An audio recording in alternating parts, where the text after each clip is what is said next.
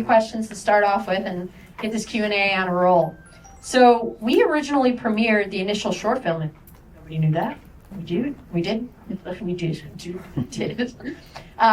So what made you create this into a feature? And tell us the journey that Run Amok had to get to this very moment at the Cleveland International Film Festival. So yes, in 2023, so 3 years ago, we premiered the short film version of Run Amok at the festival. So it's very lovely to be back here. It's a very full circle moment.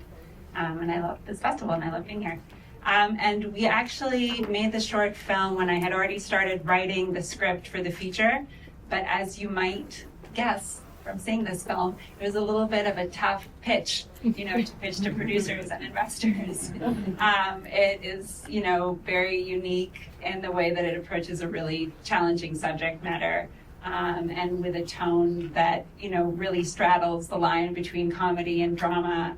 And making the short was a really great way to have like this proof of concept to be able to show everyone who ended up coming on board, from our wonderful cast to our investors, what this was going to look like.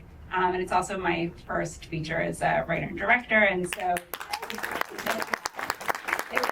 was to show them what I had in mind. And they thought I was crazy, and maybe I still do. I think we all have to be a little bit crazy in film. Amazing. I was very moved by the film's exploration of collective grief and how no two people can experience grief the same way. Can you talk about your approach to portraying collective grief, especially through Meg and all the complexities that she had to go through? Yeah, talking too fast. Yes. I think for me, a big part of what I wanted to explore with the film is the way that we allow young people to process their grief and their trauma around the subject matter, which, whether they've been impacted by it directly or indirectly, as almost all young people in our country are, how do they get to process the grief, the trauma, whatever feelings they have around that subject matter? And I really kind of created a separation between the way the adults are processing and the way that the kids are processing. And the kids are just so uninhibited, right? They still have that kind of youthful, exuberant energy where they're not tied up in the way that we kind of get socially conditioned to what's appropriate, what's not appropriate, what are you allowed to say, what are you not allowed to say. And to me, by really centering their point of view, it was a way for those characters, but then also for us collectively as audience, to engage with this subject in a way that's just a little bit more bold and curious. So now I'm going to go into a little bit of the technical stuff. What shaped the film's visual language? And are there any directors that most influenced your stylistic choices?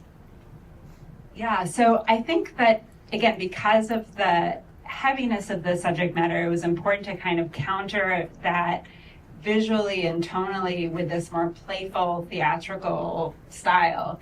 And I think we were drawing a little bit on, Wes Anderson in some of the framing, also choosing to have the symmetry, which a lot of times he uses in his film, but it's also about this feeling of when you go to see a play in a theater, it's this more presentational way that we're framing things, and also using the brighter colors and giving it a little bit of a larger than life feeling, right? So it's it's also an invitation for more playfulness and again, this sense of youthfulness and curiosity. Awesome. So much. So there's a scene that I felt was very fluid and, it seemed like one specific long take. Can you talk about where, she's directing her classmates in this moment of recreation? And how did you approach directing that scene? Yeah. So it's the scene in the hallway when they're really doing kind of a walkthrough of the whole event. And for me, that scene in the film, it really raises the stakes for what's happening, because it's the first time that the characters in the film, the young people who are working on the show, they're really faced with the gravity and the enormity of what they're really doing. And I wanted to be able to do it kind of in this one fluid shot. So we shot it with a Steadicam, and we just walked through and really practiced all that choreography. And we did it a few times, but every time we ran through it, like the full scene start to finish, which a lot of times when you film, that's not really how it works. You're chopping it up into a lot of different pieces, into a lot of different angles. And in this case, we were just following the action. And I think it was a way to really build like kind of the emotion of that scene and to really honor the thing that they were doing. And it was really beautiful to see that the way that the characters in the film suddenly grasp how big this is and what this really means. I think for the cast, for the actors who were playing those roles, when we filmed that scene, it had that same feeling on set. And it was really just like you could hear a pin drop, and after every take, everyone was like misty, and it was very, very intense, but I think also like a really beautiful experience for these young actors. Yeah. You could feel that. I felt in that scene was just a very strong sense of being present in the moment, like through, and just sometimes how we coast through the kind of stuff. It's really compelling, and I love that. And on that note, I would love to open it up to our audience for questions. Great.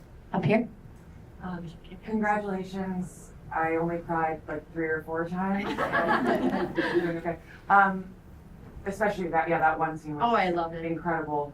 I was curious how you got connected with your lead actor. I thought she was so grounded but like still funny, and just I loved her. So how did you know that she would be able to carry an entire film, and how did you get introduced to her?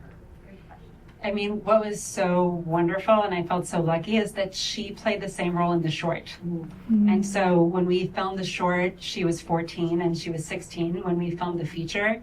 And in the short, she was already amazing. I mean, from the first, I saw, taped auditions before we had in-person auditions. And hers was the first tape that I saw, and it was so perfect that I was like, no, this can't be. I can't just get it like right on the first time. But then I got to meet her in person, and she's immensely talented, of course, as an actor, but she's also has like that intellect and the curiosity that Meg has. And so she fit the role so much. And I feel like also in some ways Meg is like an avatar for myself. My angel. And I feel like we're very similar, and it's kind of funny to see us interacting because it's like she's like a mini me. But we worked on the short, and it was such a wonderful experience. And then she hadn't really done that much when we did the short, but in the interim between the short and the feature, she was in 2 Broadway plays. The first one was with Laurie Metcalf, and then the second one with Sarah Paulson. And so she was also getting like master class in acting, and she grew so much as an actor, but also as a person. Like the short didn't go as deep and dark, emotionally as the feature does. So I feel like she was able to prepare for that role over that time and like really grow and mature into it. And she's amazing. She's great. Now she's at Yale because she's a genius. Anyone else? All right. If Meg had finished what she was saying when she was looking down into the volcano and Mr. Shelby cut her off, what would she have said? Because I got caught up in the metaphor of sacrificing virgins and how we treat children. Yes. Well, certainly that's like where she was going with it. And I think that moment for her was also like having this kind of desire to push, Mr. Shelby's buttons at that point, and maybe she wanted to jump. But yeah, I think the idea of like how it used to be, it's crazy to say, that like young children would be thrown into volcanoes in order to like appease the gods. And I think that for me, that really resonated and felt, it echoed some of what I feel is happening in terms of the way that we're prioritizing, the lives and safety of young people. Great question. Anybody else? All right. One of my favorite parts of the movie was having the mom of the shooter as a character, and I just thought that added so much complexity and nuance. So I was curious, like, did you always have that piece in the script, and also just what motivated you to? Yeah, I always wanted to have the Nancy, the mom of the shooter, as a character in the script. I did get some pushback, as I was developing it from, some of the people who were involved in the development, because it felt to them to be a little bit risky. Mm-hmm. And to me, it felt very essential for Meg to be able to have that opportunity to engage in that relationship and to ask those questions. It's like I really wanted that character of Meg to have the freedom to, and I felt like that would be so natural for her to want to go there, and to, not that she's totally unafraid, I think that it is challenging for her to engage in that way and to go there, but that it feels essential to her to be able to meet this person and to ask like these burning questions that she has. And I think it also goes to the theme of like this issue oftentimes just gets painted as like good guy, bad guy, evil. And to me that feels like an easy way out, right? Like, well, there's evil in the world, what are you going to do about it? But I think that Meg's quest is to kind of understand it beyond that just kind of very binary thinking. We got time for one more. Let's fight it over. Thank you. So I think all the scenes with the kids were brilliant and phenomenal all over the movie. As a director and being on the set, what was your, like, how did it go between we had a lot of famous actors on the movie, adults, and we had all the scenes with the kids and surrounding the kids. Were it like you had scenes in the same day with the adults or with the kids? Did you separate them? And how did it feel? Because it was, we saw the differences between these scenes and those scenes. Right, yeah. So we did start our filming with all of the stuff that took place in the high school. And we actually really started with everything that took place in the auditorium. And for a lot of these kids, this was their first feature film that they were in. But they did have other experience. Some of them did on TV and things like that. But the first thing that I did with them once I was able to get everyone together is we were all together in the auditorium where we filmed, and we had a whole day of just doing all these crazy improvs of them, being together in school and building their relationships with one another.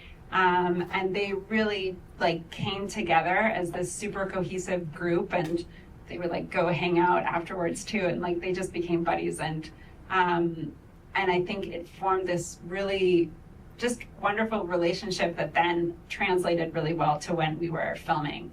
And then of course, like our older, more well-known actors, they're just like rock stars. They just come to set, they know what they're doing, and they were so wonderful with our younger actors, like so generous and just such great collaborators, and everyone in this cast was just wonderful to work with. I was grateful for all of them. All right. Well, that's awesome. Thank you so much for answering these questions. And I wanted to, just open the floor for this one, but I have one wrap-up question. What do you hope audiences take away from this film when they leave the theater? Well, what I like to say, I said it last night too, is that for me, this film is really about being curious and kind. And I think that the young people in the film, like, that's really what they lead with, and hopefully set an example for all of us. But also, and I forgot to say this before, is that you should follow us on Instagram and like the film and vote. Yeah, because we're working on getting the film out to theaters and finding the right distribution home for the film. But it would be great to stay in touch with you guys so that you know when we're out in theaters and on streaming platforms, so you can share the film if you liked it. Thank you so much for being here, and thank you for being at the Playground.